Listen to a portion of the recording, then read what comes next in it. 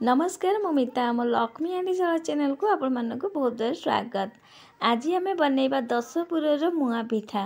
माँ को पाखे मंडा पिठा तो आम भोग लगू दशपुर किंतु आज आम दशपुर देकी मुआ पिठाटे बनइबा सी भी बिना बिरी चाउल बहुत कम समय बनी जाए और खाइबा बहुत बढ़िया लगे। तो वीडियोटा को जमार स्किप न करी पूरा देखिए। देखि साइला पर यदि पसंद आसे प्लीज वीडियो गोटे लाइक कमेंट शेयर करके जमार भूलिबे नहीं। तो आज आम बिना बिरी चाउल दशपुर मुआ पिठा बनइबा। तो तापाइका पुर दरकार। तो पुर को मुझे आगुरी ही मो पाखे थिला तैयारी कर देइथिली। तो ये पुरे रे दशपुर मसला दिए तैयारी जमी छेना नड़िया तापरे गुड़ गोलमरीच गुजुराती छोट गुजुराती बड़ गुजुराती लवंग जाईफल ये सब मसला देकी दशपुर तैयारी होता है। आगुरी आपण सहित बहुत सारा पिठारे दशपुर केमती तैयारी किए तार रेसिपी शेयर करछि। तो आज पूरा रेसिपी शेयर करिवि नहीं। तो प्रथम आम गोटे बाउल नहीं जावा गोटे गिनाटी सुजी देदेबा तापर ये चेनी दे दूँ गोटे चमच घी स्वाद अनुसार लुण। तो ये आप चेनी बदले गुड़ दे पारती मु चेनी देती आप गुड़ दे पारती केतिकी मिठा खाइबे सुजी की देखिकी आप सेतिकी मिठा देबे पिठार आप केतिकी मिठा दरकार पिठार देबे कहीं आम पुर भी दबा तो मिठा आप कम बेसी करि पारती। तो ये आम गरम थिबा क्षीर नबा फुटी जाइथबो क्षीर सेमतिया क्षीर नेबे क्षीर पूरा गरम थिबा क्षीर नेबे आप क्षीर बदले पानी भी नहीं पारती। ये क्षीर देकी बढ़िया भाव में मिसई नबा जमती गेटा गेटा न रहिबो। एबे आको आम घोरेइकी किछि समय पई रेस्ट छाड़िबा जहाँद्वारा सुजीटा से फुलिबो। एठी मु गोटे ग्लास क्षीर फास्ट देइछि जदि आउ लागिबो पछे दबा। तो एबे आको साइड रे रखिबा जो थरे आम पिठा सिजेबा माने स्टीम करबा सेटा रेडी करनबा। तो एठी मु गोटे गिना नैछि आपण कोनोसी छोट कंसा पंसा किंबा केक रो केक टिन भी नहीं पारती। तो ये तेल कि घी मारिकी साइड रे रखिदबा जहाँद्वारा पिठा जो सिझीज आराम से भाजब। एबे चलते बैटर को देखा आगठू बैटर केते बढ़िया भाव में फुली सारी देखूँ काठुआ भी हो सारी। एबे आउ टिके एथरे मु क्षीर दे देइछि अल्प गोटे हाफ कप खंडे क्षीर दे सारा पर एबे एथरे आमे देदेबा खाइबा सोडा हो कि आप इनो दे पारती। तो मुझे खाइबा सोडा देइछि हाफ चमच खंडे बेसी देबेनि हाफ चमच टिके कम हम खाइबा सोडा देइछि अल्प टिके पानी देबे कि क्षीर दे पारती। एबे भल भाव में बैटरटा को फटाफट मिसई नबा। एबे आमे ये बैटरटा को आम जो बनई रखी आम जो घी तेल मारिलु से जगार बैटर को अधा देदेबा अधा बैटर दे सारापर ये पुर देबा।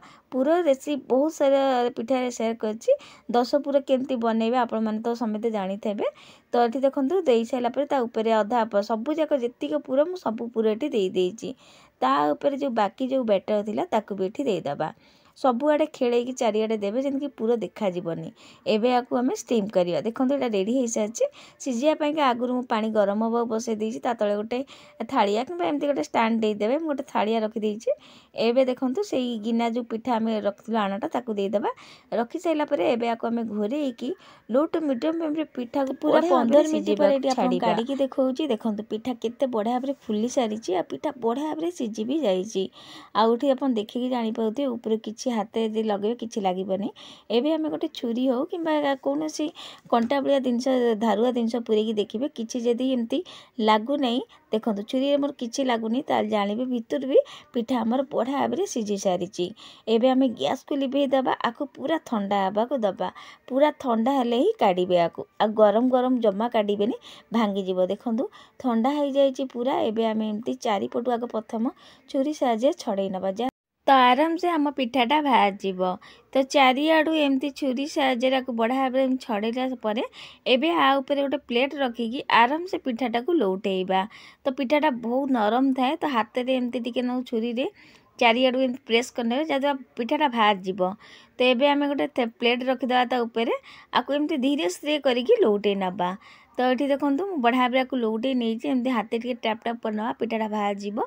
आउ ये देखो केते सुंदर भाव में पिठाटा हो देखो गिनारे किछि लागी नहीं गिनारे आप देखी पाते पूरा केते बढ़िया भाव में रही लेयर होगी केते सुंदर पिठा देखा जाउची। आकु कई कहबे नहीं एटा बिना बिरी चाउल हेइनी बोली ए मुआ पिठा एते टेस्ट लागिबा खाइया पाइका। एबे चलंतु आकु काटिकी देखौची केते नरम और केते स्पंजी जे पिठाटा। तो ता आगर चारिपटु आपन देखौची देखंतु पिठार पूरा देखि पाउते केते सुंदर भाव लेयर अछि आ केते सुंदर ए पिठा देखा जाउची देखि पाउतेबे। तो ये चलतु काटिबा। तो काटिबारु ये आप जानीपे ए पिठा केते नरम केते स्पंजी अच्छी। तो ये देखिपे मुझे काटुची आप देखिपे केते बढ़िया भाव में काटी जाऊँगी। बहुत स्पंजी सहित बहुत नरम थाए। आउ देखु खंडे काटिके ये आपको देखा पूरा देखो केते बढ़िया भाव में रही देखिपे। तो ये आम पिठा को काटी आनिबा। तो ये देखो मु सबू जाक काटी आनी आम रेडी हो सारी 10 पुर मुआ पिठा।